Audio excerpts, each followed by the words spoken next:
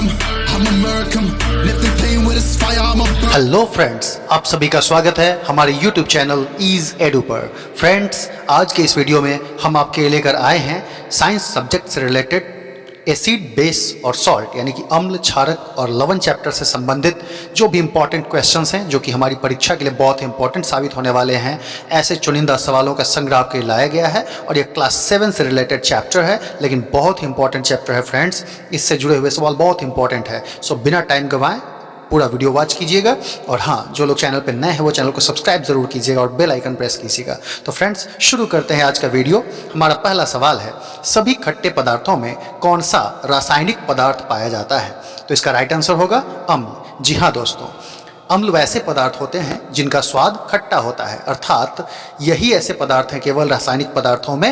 रासायनिक दृष्टिकोण से पदार्थ को हम अलग अलग कैटेगरी में डिवाइड करते हैं, जिसमें से क्राइटेरिया हमारा है अम्ल का। अम्ल को इंग्लिश में हम एसिड कहते हैं और अम्ल वैसे सभी पदार्थों को कहा जाता है जिनका स्वाद खट्टा होता है, अर्थात खट्टा कोई भी चीज़ आप खा रहे हैं तो निश्चित रूप से उसमें किसी न किसी अम्ल की ही मात्रा होगी।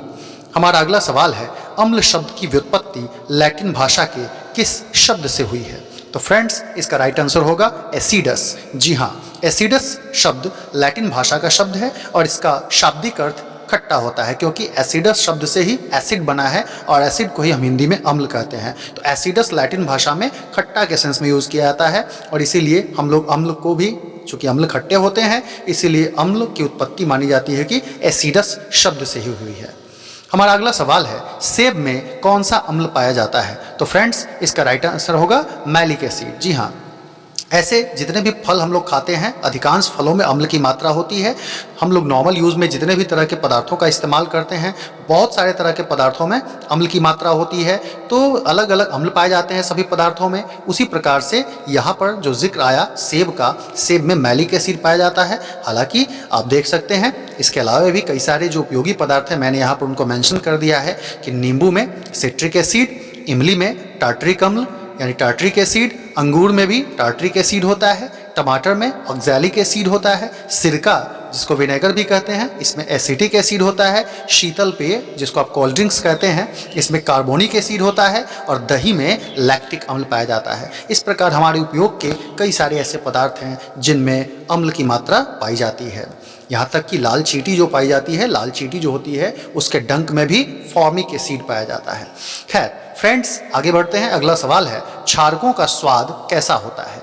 तो फ्रेंड्स, इसका राइट आंसर होगा कड़वा। जी हाँ, वैसे सभी पदार्थ जो स्वाद में कड़वे होते हैं उन्हें हम क्षारक कहते हैं और जब जो सभी पदार्थ स्वाद में खट्टे होते हैं उनको हम अम्ल कहते हैं। ठीक उसी तरह से जिनका भी स्वाद कड़वा होता है वह सभी क्षारक कहलाते हैं। क्षारक को हम इंग्लिश में बेस के नाम से जानते हैं। फ्रेंड्स, अगला सवाल है, जल में घुलनशील क्षारक को क्या कहते हैं? तो इसका राइट आंसर होगा क्षार, जिसे हम अल्कली भी कहते हैं। क्षारक को इंग्लिश में बेस कहते हैं। बेस वो सभी पदार्थ हो गए जो कि स्वाद में कड़वे होते हैं, लेकिन सभी क्षारक जल में घुलनशील नहीं होते हैं। जल में घोलने पर बहुत कम ही ऐसे क्षारक हैं जो घुल जाते हैं और जो भी जल में घुल जाएंगे वैसे क्षारकों को हम क्षार कहते हैं, दैट मीन्स अल्कली कहे जाएंगे।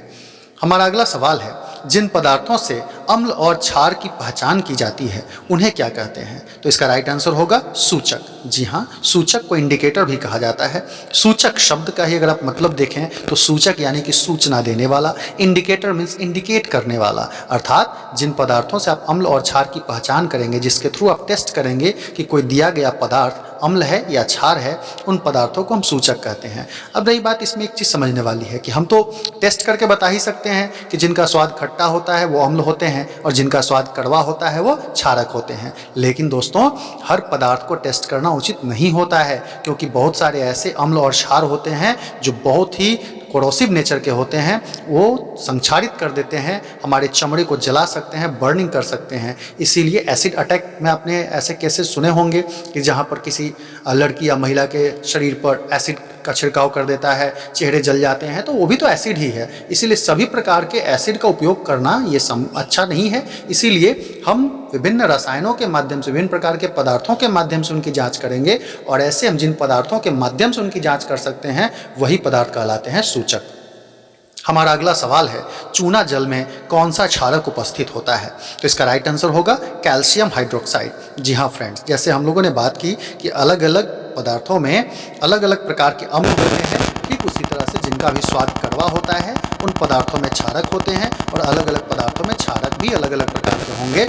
चूना जल जो कि कॉमन है, चूना का इस्तेमाल अक्सर हम लोग अपने खेतों में भी कर सकते हैं। बहुत सारे लोग चूने और खैनी के जानते ही हैं, उनको लत होती है। इसी प्रकार से आप चूना का इस्तेमाल जो है हम पुताई में भी करते हैं। तो चूना बहुत ही उपयोगी मटेरियल है जो कि कॉमन यूज़ में हमारे घर में उपयोग होता है। तो इसमें मूल रूप से कैल्शियम हाइड्रोक्साइड पाया जाता है। इसके अलावा जैसे मिल्क ऑफ मैग्नीशिया है तो उसमें मैग्नीशियम हाइड्रोक्साइड होता है। साबुन जो आप इस्तेमाल करते हैं उसमें भी क्षारक होता है, वह भी क्षारीय प्रकृति का है, उसमें सोडियम हाइड्रोक्साइड या पोटेशियम हाइड्रोक्साइड होता है। तो इसी तरह से अलग अलग प्रकार के पदार्थों में अलग अलग क्षारक होते हैं। हमारा अगला सवाल है, हल्दी का रस क्षारीय विलयन में डालने पर किस प्रकार का रंग परिवर्तन होगा? तो इसका राइट आंसर होगा लाल भूरे रंग में बदल जाएगा। जी हाँ दोस्तों, हल्दी का रस एक सूचक की तरह काम करता है। जैसा हम लोगों ने भी देखा, कुछ हम इंडिकेटर या सूचक कह सकते हैं। तो हल्दी का रस, हल्दी आप जानते हैं कि पीले रंग का होता है, तो हल्दी का रस भी जो है एक सूचक की तरह से काम करता है। और अगर हल्दी के रस को आप क्षारीय विलयन में डाल देंगे तो वह लाल भूरे रंग में बदल जाएगा। अभी जस्ट आपने पिछले क्वेश्चन में देखा है कि चूने का जल कैसा होगा, क्षारीय होगा। आपने हल्दी और चूना मिलाते हुए कभी देखा ही होगा निश्चित रूप से अपनी लाइफ में। तो हल्दी में जब चूना मिलता है तो देखते हैं आप उसका रंग किस तरह हो जाता है, गहरे भूरे रंग में बदलने लगता है वो। तो इसी कारण से, यानी क्योंकि हल्दी एक इंडिकेटर है, चूना क्षारीय है, तो जो भी उस प्रकार का नेचर दिखाएगा क्षारक वाले, हल्दी उनके रंग में जाते ही लाल भूरे गहरे भूरे रंग में बदल जाता है। हमारा अगला सवाल है, लिटमस किस पौधे से प्राप्त किया जाता है? तो इसका राइट आंसर होगा लाइकेन। जी हाँ दोस्तों, लिटमस भी एक बहुत ही सर्वमान्य, सर्वाधिक सामान्य रूप से उपयोग होने वाला सूचक होता है। लेकिन लिटमस भी एक पौधे से ही प्राप्त होता है जिसको लाइकेन कहते हैं। लाइकेन विशेष प्रकार का पौधा होता है। यह मूल रूप से शैवाल और कवक दोनों जहां एक साथ उग जाते हैं वैसे पौधों से तैयार किया जाता है। अब शैवाल और कवक दोनों आप अभी जस्ट पिछले वीडियो में आपने पढ़ा है सूक्ष्मजीव का संसार, उसमें आप देखें सूक्ष्मजीवों के 5 वर्ग होते हैं जिसमें शैवाल भी होता है और कवक भी होता है। तो ये शैवाल और कवक जहां पर एक साथ उग जाते हैं उसको मिला करके कंबाइंड फॉर्म में हम कहते हैं लाइकेन। उसी लाइकेन पौधे से लिटमस रंग का रंजक बनाया जाता है, लिटमस का रंजक तैयार किया जाता है जो कि सूचक की तरह से काम करता है। फ्रेंड्स, हमारा अगला सवाल है, लिटमस किस रंग का सूचक है? तो इसका राइट आंसर होगा बैगनी। जी हाँ दोस्तों, लिटमस जो कि शैवाल और कवक से तैयार होता है, तो इसका जो विलयन तैयार किया जाता है उस विलयन का एक्चुअल कलर जो होता है वो बैगनी होता है। लेकिन दोस्तों, यह बैगनी रंग में जल्दी हमें मिलता नहीं क्योंकि लिटमस के पेपर अक्सर इस्तेमाल होते हैं। हालांकि लिटमस सॉल्यूशन जो है, लिटमस का जो विलयन होगा वो बैगनी रंग का होगा।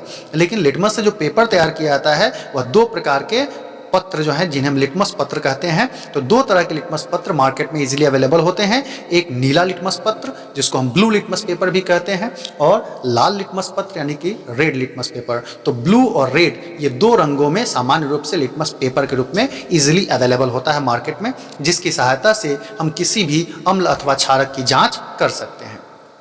फ्रेंड्स, हमारा अगला सवाल है, नीले लिटमस पत्र पर अम्ल डालने पर वह किस रंग में बदल जाएगा? तो इसका राइट आंसर होगा लाल। जी हाँ दोस्तों, अभी हम बात कर रहे थे कि लिटमस सामान्यतः नीले या फिर लाल रंग में अवेलेबल होता है। नीले रंग की सहायता से आप अम्ल की जांच कर सकते हैं। अगर आप नीले लिटमस पत्र पर अम्ल से जुड़ा हुआ कोई भी पदार्थ डालते हैं, जैसे मान लीजिए कि आपने नीला लिटमस पेपर ले लिया और आपने उस पर दही डाल दिया, आपने उस पर नींबू का रस डाल दिया, आपने उस पर जो है सेब का रस डाल दिया, अंगूर का रस डाल दिया, तो क्या होगा, नीला लिटमस पेपर किस कलर में बदल जाएगा? लाल रंग में। तो यही पहचान है सभी प्रकार के अम्लों की कि अम्लीय विलयन को अगर हम नीले लिटमस पेपर पर डालेंगे तो उसका रंग जो होगा वह लाल रंग में बदल जाएगा।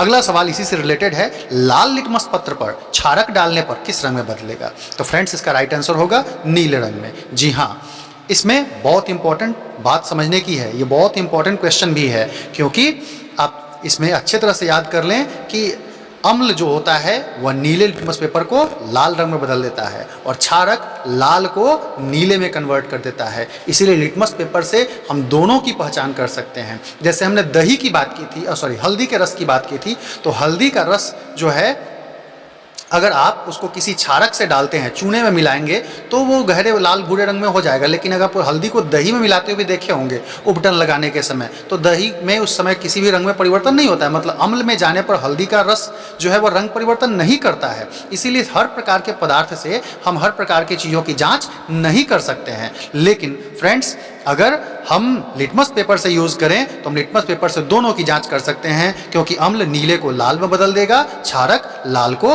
नीले में बदल देता है। हमारा अगला सवाल है, कौन सा विलयन किसी भी रंग के लिटमस पत्र पर कोई प्रभाव नहीं दिखाता है? इसका राइट आंसर होगा उदासीन विलयन।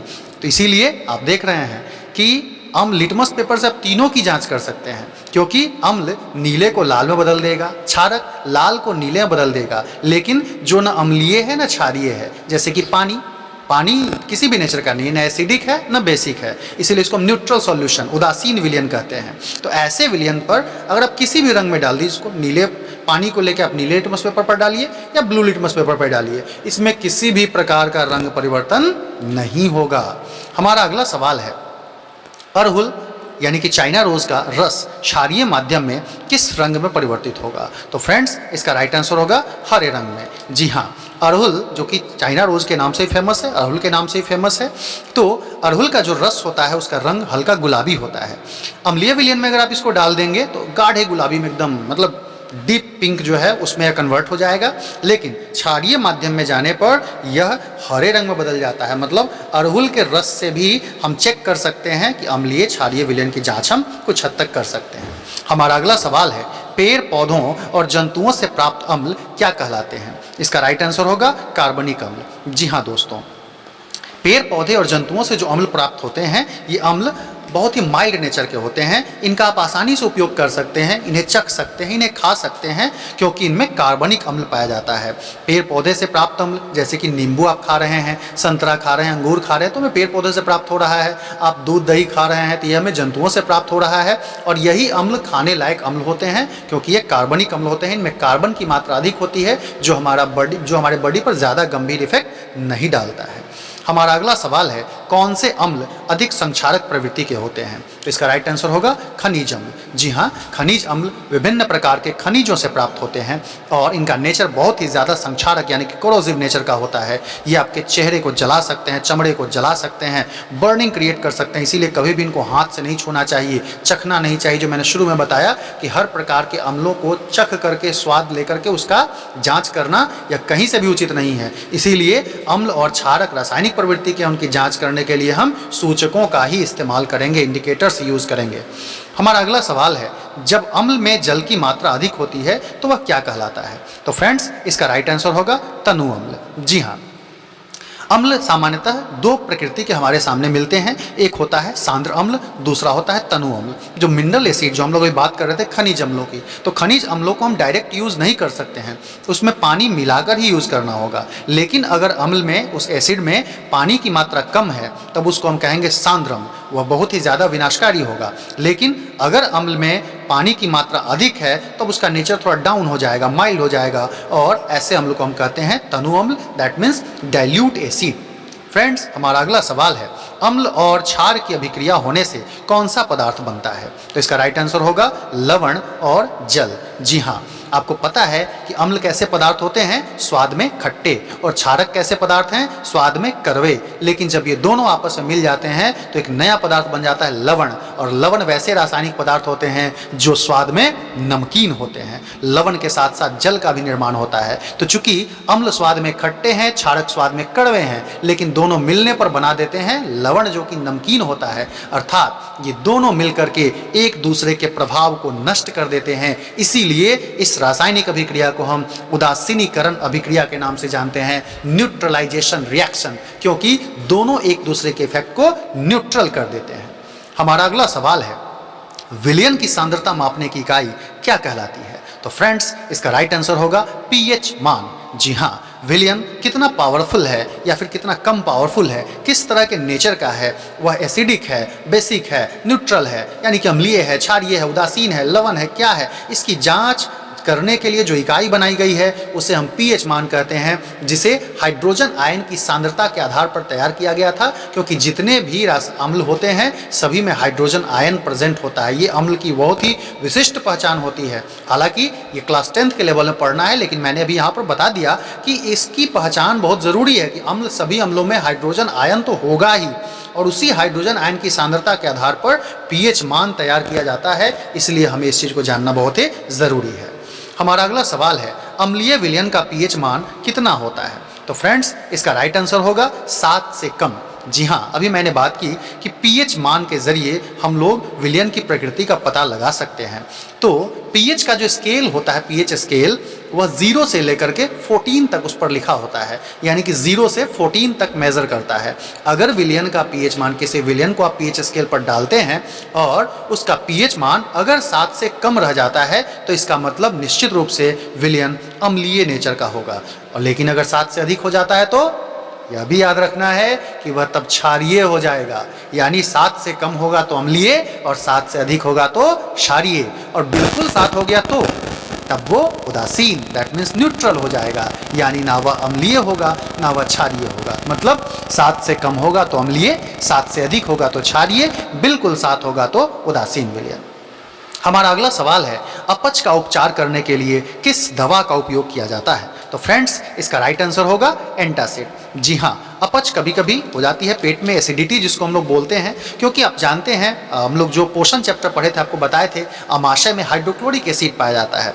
तो अगर हम ज़्यादा मान लेते हैं कि खट्टे चीज़ों को खा रहे हैं अगर, तो कभी कभी एसिड की मात्रा ज़्यादा बनने लगती है बॉडी में, और ये जब एसिड की मात्रा, हमारा शरीर भी जो है, हमारे शरीर का pH मान भी थोड़ा क्षारीय होता है। 7 से लेकर 7.8 तक आपके शरीर का pH वैल्यू होता है, मतलब हल्का सा माइल्ड क्षारीय होता है। लेकिन जब हम ज़्यादा खट्टे पदार्थों का सेवन कर लेते हैं तो हमारे बॉडी का pH मान थोड़ा कम हो जाता है, एसिडिक हो जाता है, इसीलिए एसिडिटी होने लगती है और उसके कारण हमें भोजन जो है सही से पचता नहीं है। इसीलिए इसको दूर करने के लिए ऐसी दवा देनी पड़ेगी जो एसिड के एंटी काम करे, मीन्स एंटासिड, जिसके रूप में आप डॉक्टर्स क्या प्रोवाइड करते हैं?